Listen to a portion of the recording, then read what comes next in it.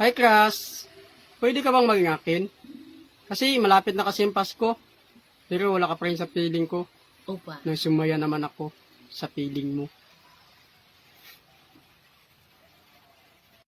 Basta sa ex ko, wala akong masabing masama sa kanya. Napakabait at napakasipag makipagrelasyon sa iba.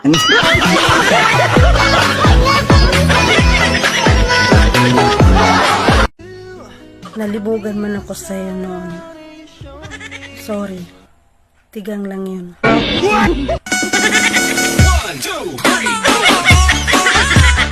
ba iniwan ka? Ano masasabi mo? Bakit? Wag bumalik. I love you. Question number 8.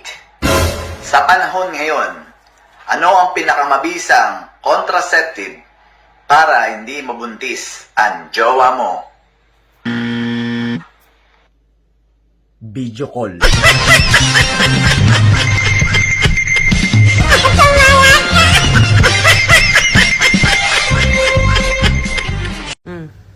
Ano sa Tagalog ang strawberry na yawa na? Kanangkuan. Kanangkuan. Mansanitas. Kaya pala ayaw magjowa kasi loyal sa ex. Ah, tanga. Pag sinabi kong huwag kang lalabas, huwag kang lalabas. Makinig ka naman sa mapapangasawa mo. 君の虜になってしまえばきっとこの夏は充実するのも Ingat ka ha. Huwag ka magpapagutom. Ayaw kong may mangyari sa iyong masama. Gusto ko lang may mangyari sa atin.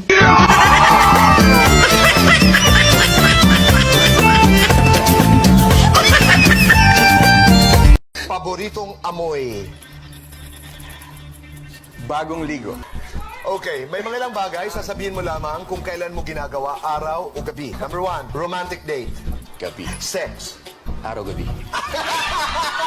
Dati pag nilagnat ka, nanay mo lang nag-aalala. Ngayon, buong barangay na. Nakaka-touch.